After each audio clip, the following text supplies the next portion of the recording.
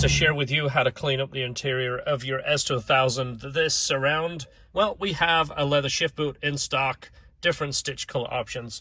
I'm going to show you how to take it apart and repaint this surround. First thing, you're going to remove the shift knob. There is a 14mm nut underneath that is a lock nut, keeps it in position. Lift the e-brake and then the center console will remove. Just pull it up with your fingers. Take care to not pry too much on it. The plugs will come off. There is a little tab. The AP1s have 2 plugs, the newer AP2s have 3 plugs. This is what it's going to look like. You're going to flip this thing over and remove the screws. Now on AP1s, there is 2 plastic welded buttons. The rest of them have screws. So to remove those plastic buttons, the best thing to use is an 8mm drill bit.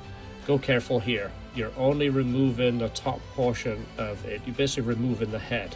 So carefully drill a little at a time and check your progress. Don't put too much pressure on it. Don't go through to the other side. It would take quite a bit of pressure to do that, but just take your time. You're just removing the head. On AP2s, these are screws. Take the rest of the screws out. The switches come out first, 2 screws for each switch. Remove the screws, and then there is these little plastic clips that hold the surround into the cluster. Carefully pry those off, and that will come out. Remove the shift boot, and then your trim ring is ready to sand and paint to your favorite color. This is another console. I just wanted to show you some close-up details for you guys that are thinking about tackling this and you're sitting watching the computer and looking at your phone and wondering if you should really tackle it. This is what you're going to see when you pry it up. So the reason I tell you to pry it up with your fingers, this is the edge that you're pulling on. I don't like to pry this with plastic tools because you can bend it and some of these clips will break. These are the clips that you're releasing right here. So I usually start at the back and pry it up gently. This is one of the reasons I don't change the pad, by the way, because it is welded in with these plastic buttons. I'm trying to get the leather under this and then glue it on. It never really looks quite right. Always looks like an afterthought. So I typically don't mess around with those. The parts that you're going to take off, these screws, by the way, just so you don't get mixed up, they're all the same size. But these screws right here are the same. And then the ones for the switches. These switches can only go back one way, so you're not going to mess it up. These are the plastic buttons I was showing you that you're drilling. Let's see if we can zoom in on those. It's basically like a welded portion. All that does is act like a permanent screw. It melts from the bottom of this.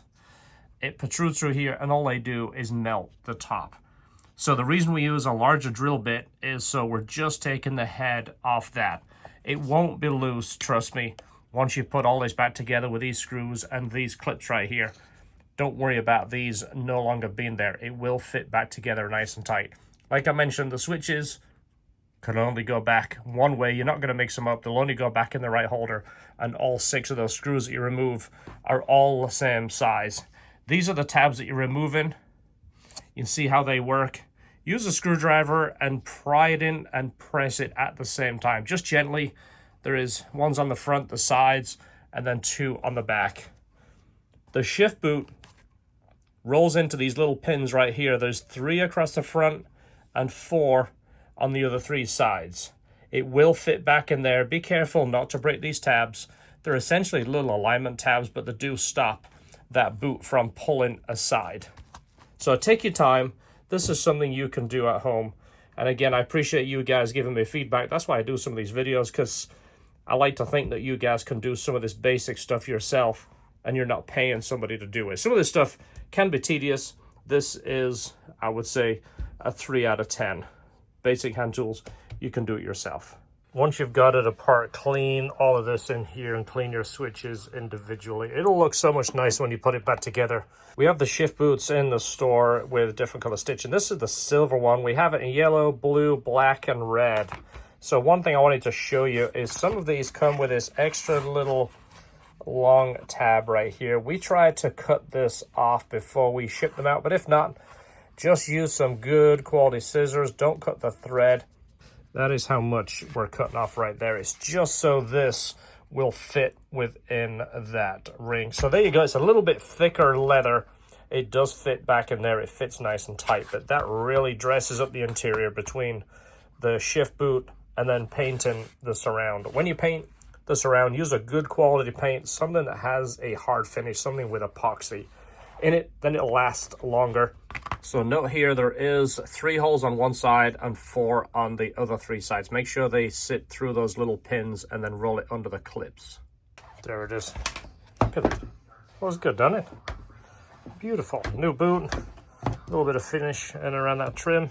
This is the little pad right here. They make replacement ones, but none of them really look like they fit very nice around here. So I've always tried to stick with my factory one. I've got a couple of different leather products I've used. I've had good luck with the leather honey on mine.